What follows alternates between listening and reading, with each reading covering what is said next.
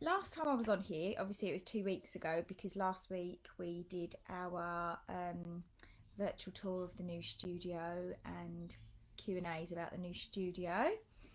Um, Now, I was speaking about sleep and how important it is for your immune system, and I kind of gave you an overall kind of idea of why it's so important.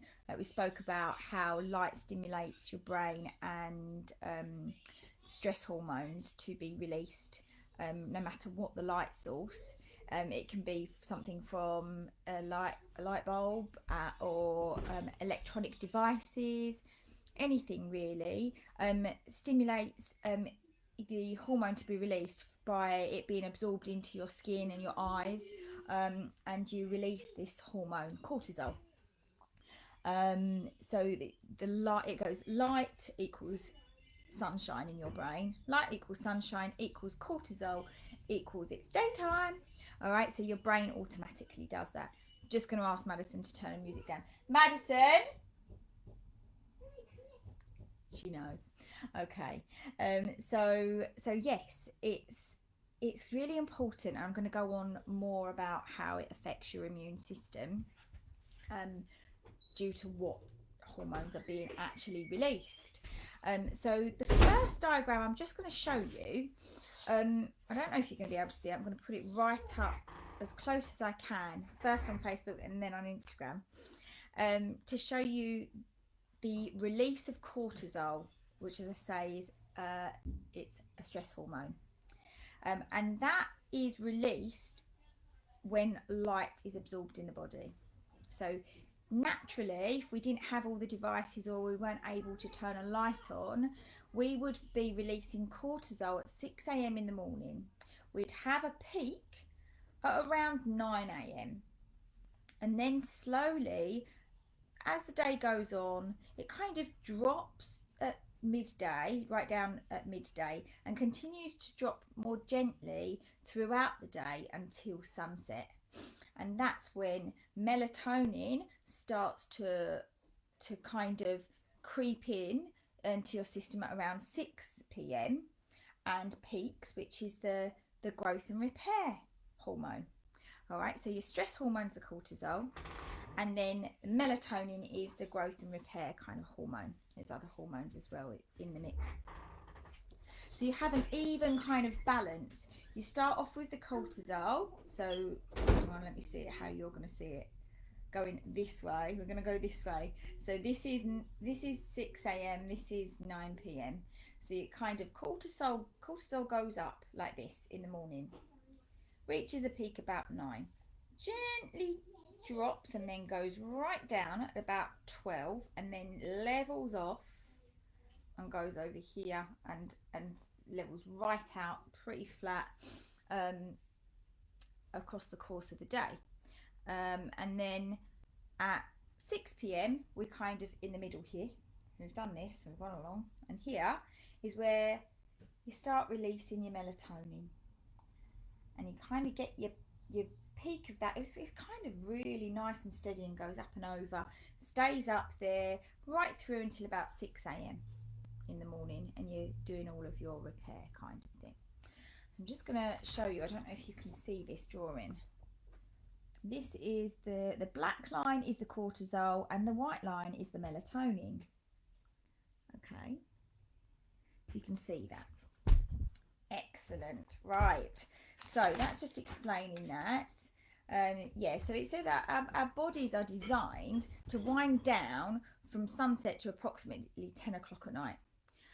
So then we talk about the disrupted sleep-wake cycle for whatever reason, what that does to your body.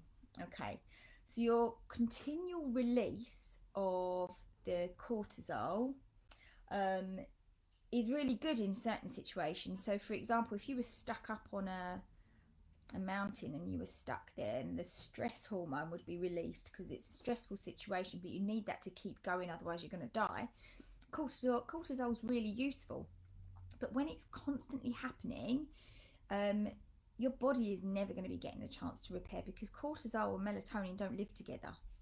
Okay, so the thing is, it's like having lights on in your house, or TVs, devices, a fluorescent light. Your brain's going to interpret that as daytime. Now, if you go to bed then at say 12 o'clock, which I know some of you teenagers do end up going to bed at like 2 in the morning, some of you. I used to do it. Russell knows. We used to go out and party all night, but I just can't do it anymore. But I think it's because I listen to my body. um, yes, yeah. Bella's saying she's got a sleep app, which is really good. Yeah. Ah, right. So Bella's, listened, and she's going to sleep a reasonable time reading before she goes to sleep, rather than having like devices on. She's had much better sleep since lockdown because she's been listening. So Russell thinks he can still party on, but it's gonna take its toll, Russ, I'm afraid. So yes, your brain interprets it as daytime, and the cortisol takes hours to get to actually be cleared from your bloodstream. So you're releasing cortisol at whatever time, even up to 12, and it takes hours to be gone. And then before you get to sleep again, you're only having a small burst of melatonin, and then you're kind of up again. So it's having a real effect on your body. So I'm going to show you another diagram. So this diagram here, again, the black is the cortisol. I don't know if you can see that. And the white is the melatonin. Oops, hang on. Now, as you can see, if you're only getting that tiny burst of melatonin, that's your growth and repair, your immune response is going to be a lot more weak, and it's not going to fight off any kind of infections, diseases and stuff like that. So you'll often see that people that are night workers, who, so nurses, police, store workers that shop, shop workers that work through the night to restock shelves, all sorts of jobs. There's hundreds of jobs. People have to work night shifts. You'll see that they generally have a lot more musculoskeletal injuries or complaints than someone who works a 9 to 5 and actually has a good sleep rest pattern. They will have neurological complaints or headaches. Let's see, can cause adrenal fatigue. So often being diagnosed with chronic fatigue syndrome, viral infections won't be fought off, bacterial infections, fungal infections, headaches.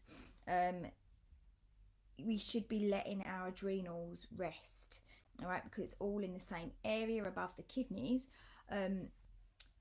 releasing this cortisol all the time. As I say, if you struggle with things like, I don't eat very much, cortisol is, it has an effect on all of your hormones. As I said, insulin, which is the fat storage hormone. So there's links. Hormones are so important, and they're played down quite a lot, what an effect they have on how clearly we think, everything. So if you're going to bed at 12 o'clock, you're missing out on 2 hours of your rest and repair. If when you go to bed at 12 o'clock you're also stimulated by light, the cortisol is still in your system, so you're completely missing out on your rest and repair and your growth hormones. Hoping this kind of makes sense. Any questions, please ask. So there's other factors that are stimulants that you might put into your body. Things like sugar is a stimulant. It's, as I've said before, it's as, if not more, proven scientifically addictive than cocaine. Caffeine, nicotine. You'll often see a smoker drinking a sugary coffee. So they're getting all the buzz, and no wonder it's hard to come off of smoking, or people that have addictive behaviours that some people are more prone to. How difficult would that be to come off of those things if you're getting all of that stimulation, and that's all that can keep you awake? It's exciting your sympathetic nervous system, and it's going to take a long time to kind of get that nice and steady, settled melatonin, cortisol, okay, or the cortisol, melatonin. Yeah, so they stimulate the adrenal glands, again releasing more cortisol. So hopefully that's given you a little bit of the science behind it so that you kind of understand it. Just like to know really how you lot got on with the challenge that I set 2 weeks ago with trying to get to bed before 10 o'clock and seeing how, if that made any changes to you, and how you were feeling. Have you noticed any kind of physical repair anywhere, that maybe you've had an injury, a long-standing injury, and you didn't usually go to bed early? Have you noticed an improvement? Yeah, I'm really interested. Also, would you be able to tell me what other parts of health or mindfulness you'd like me to cover next week? Because I do, if I can get a subject, I can really run with it and help as many people as possible. That would be lovely. Please pop it in the comments, because I'd like to know. And obviously, if you've got a tiny bubba waking you up at night, there's not much you can do about it. But Miss Bianca has, and he's so gorgeous, he's so totally worth it. Yeah, anybody got any kind of things they'd like to say? Have you got any areas of mindfulness or health that you'd like me to talk about? And if you don't pop it in the comments, that's fine. I will be on here again next Friday, trying to give you just a little bit helpful hints and tips about mindfulness and healthy living.